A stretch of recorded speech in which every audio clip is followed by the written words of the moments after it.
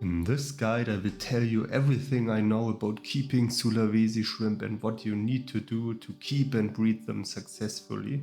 In particular I'm gonna focus on Caridina Dennerli, or also called cardinal shrimp or white gloves, but this guide can also be seen as guideline for most of the other Sulawesi shrimps. Well, Caridina Dennerli is a really beautiful freshwater shrimp which is endemic to Lake Mantano in Sulawesi, Indonesia. Lake Mantano is extremely nutrient poor and contain very little organic matter. Thus, the water parameters which are required to keep the shrimps successfully are very special, and they are harder to keep than Neo-Caridina shrimps or other Caridina shrimps like crystal red. They can grow up to approximately 2.5 centimeters or 1 inch and live in groups in shallow water among cliffs and rocks. These shrimps are very popular due to their beautiful red to purple base color with white spots and white legs. Unfortunately, they are threatened in their natural habitat by pollution caused by human activities and introduced alien invasive species.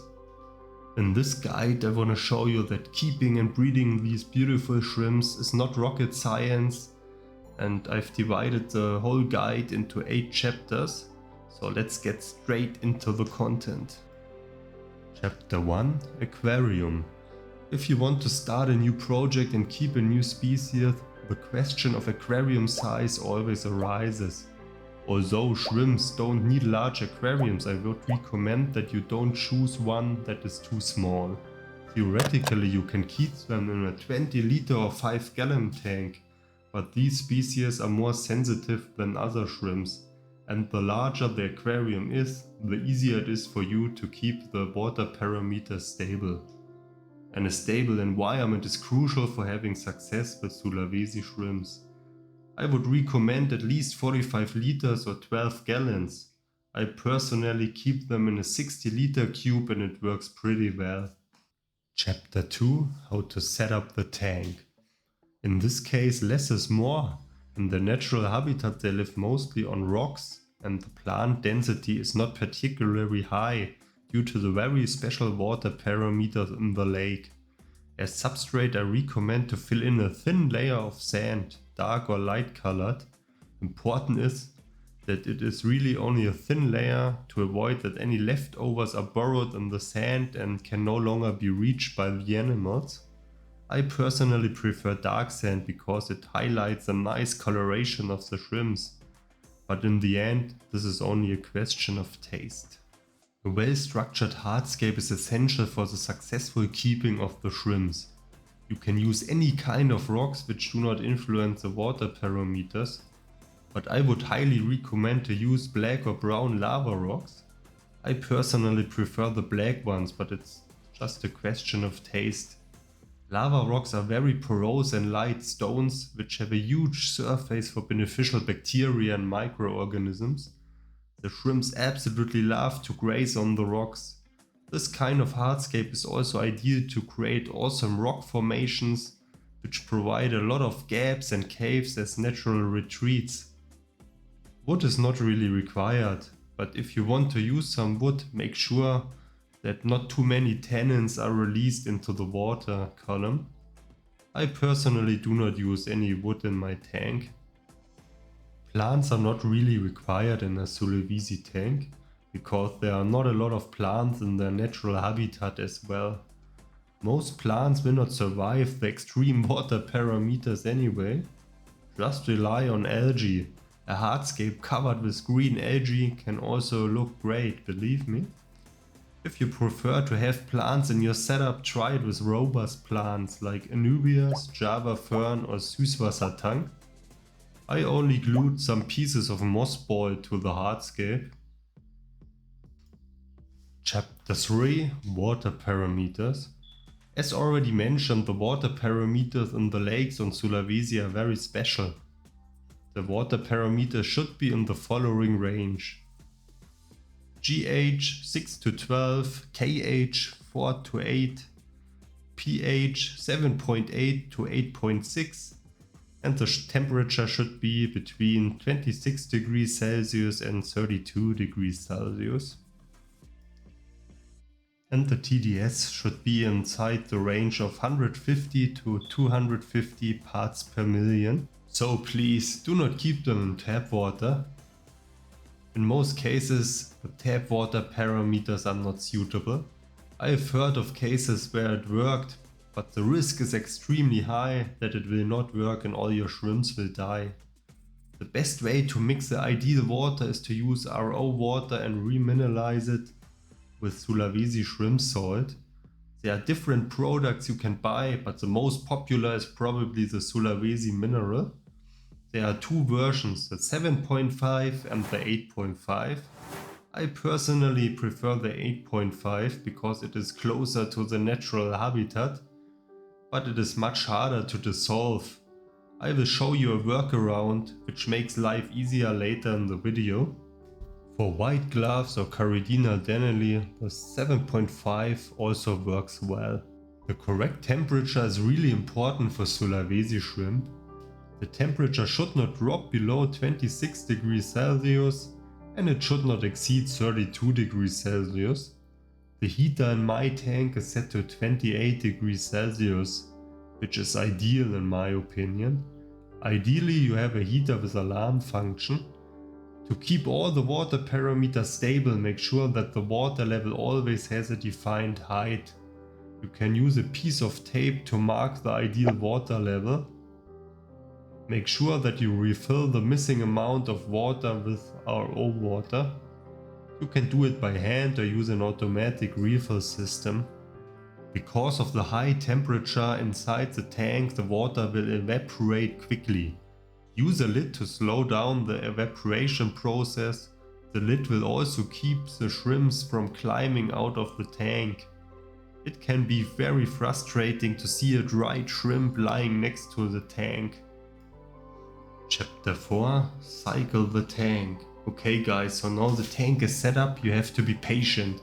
I know this is really difficult, but this step is crucial for the future success. The cycling phase should last at least 6 weeks. I know this is bad news, but this step is really essential and the tank needs the time to mature. The better the tank is cycled, the more comfortable the shrimps feel and the easier it is for you to grow the colony. The hardscape should be covered with algae and microorganisms, which are the perfect food sources for the shrimps. I also recommend not cleaning the glass panes. Chapter 5. Recommended equipment. Decent equipment is really important for keeping Sulawesi shrimps. Firstly, you should not choose a light that is too weak. The algae growth is very important for the nutrition of the animals, and the algae definitely need light. I use a 15 watt LED for my 60 liter cube. You should definitely also invest in a powerful filter. A good sponge filter or a canister filter is a good choice for the job. In my tank I use a canister filter because I prefer not to see the technical equipment in the aquarium. If you do not use an air-powered filter, you should definitely use an air pump with air stone. The higher the water temperature is, the lower is the oxygen in the water. As already mentioned, the Sulawesi shrimps need the high water temperatures, and in addition to that, they love water with high oxygen content. To guarantee that the shrimps always have the ideal temperature in the tank, you should definitely invest in a good heater with alarm function. Finally, I highly recommend using an oxidator. The oxidator produces pure active oxygen, which immediately and utterly quiet dissolves in the water. It significantly improves the water quality and brings some more advantages on the table. Chapter 6. Put in the animals. As soon the tank is cycled, it is time for the aquarium to spring to life. I recommend to start with a not too small group of shrimps. In my opinion, you should put in at least 20 shrimps. They will be very shy at the beginning and hide a lot. The larger the population grows, the braver the animals become. As with all the other shrimps, it is important that the shrimps slowly get used to the water in your aquarium. I would highly recommend to combine the shrimps with snails. Tulumanania snails are the perfect choice. They look absolutely awesome and they have similar demands regarding the water parameters. There are different species, chunky and smaller Tulumananias. I personally prefer the chunky Tulumananias because I love the awesome coloration. The Tulumananias will also act as vacuum in your tank. They dig through the substrate and eat everything they can find. Chapter 7: How to feed the shrimp. The most important rule in this case is do not feed too much. Lake Montano, their natural habitat, has very clean and nutrient poor water and the shrimps are not really tolerant regarding bad water quality. Basically you can feed them everything you would feed to Caridina or other Caridina shrimps. But in some cases the cardinal shrimps are a little bit picky and they do not eat the standard shrimp pellets. In most cases they prefer to graze on the hardscape or aquarium paints and looking for microorganisms and algae. I personally also feed a lot of powder food, especially Bacter AE is a very beneficial product which furthers the growth of the biofilm and the microflora. I feed 3 to 4 times small portions of Bacter AE a week. Chapter 8: Water changes. Regular water changes are also crucial in Sulawesi tanks to guarantee long-term good water quality. I change approximately 15% every 7 to 10 days. The water change is performed slowly with the dripping method. The hardest part is to dissolve the 8.5 Sulawesi salt. You can use hot RO water to dissolve it, but this method does not work that good in my opinion. The better option is to add CO2 to dissolve the salt, because I do not want to use a whole CO2 system for this process and divert my soda stream from its intended use. And that is also the tip I promised you at the beginning of the video. To prepare the water for the water change I do the following. I fill in my RO water into a bucket and the soda stream bottle. Afterwards I use my soda stream to add the CO2 to the water in the bottle. Then it is time to add the salt to the bottle. You have to close the bottle immediately, otherwise the water will overflow. As soon the bottle is closed I shake the bottle a little bit and let the mixture stand for some time. I pour the remineralized water into the bucket and let it stand overnight.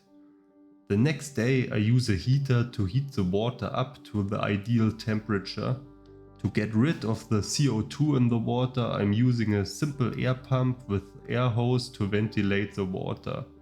After a few hours the water is ready for the water change. Before I start the filling process I usually check the electric conductance. In this case the EC level is measured in microsiemens. Please do not fiddle in the tank more than required.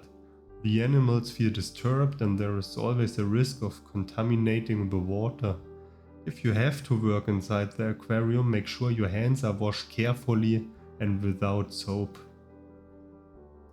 Okay guys, that's all I can tell you about Sulawesi shrimps. The guide is based on theoretical knowledge and my own experiences. As with many things in life, it is probably not the only possible way to keep and breed these beautiful shrimps. It's definitely not a beginner's shrimp, but if you already have some experiences with shrimp keeping and follow the tips mentioned in this guide, nothing should stand in the way of a successful keeping. When the shrimps feel comfortable in their new home, the female shrimps carry eggs every 6 weeks and after 3 to 4 weeks, 10 to 15 fully developed baby shrimps will hatch. Do you still have questions? Let me know down in the comment section. I will answer as soon as possible. I hope you found this guide beneficial. If yes, subscribe to the channel if you don't want to miss any future videos. If you want to see how my tank looks like, you should definitely watch this video next. Thank you for watching and see you in the next one.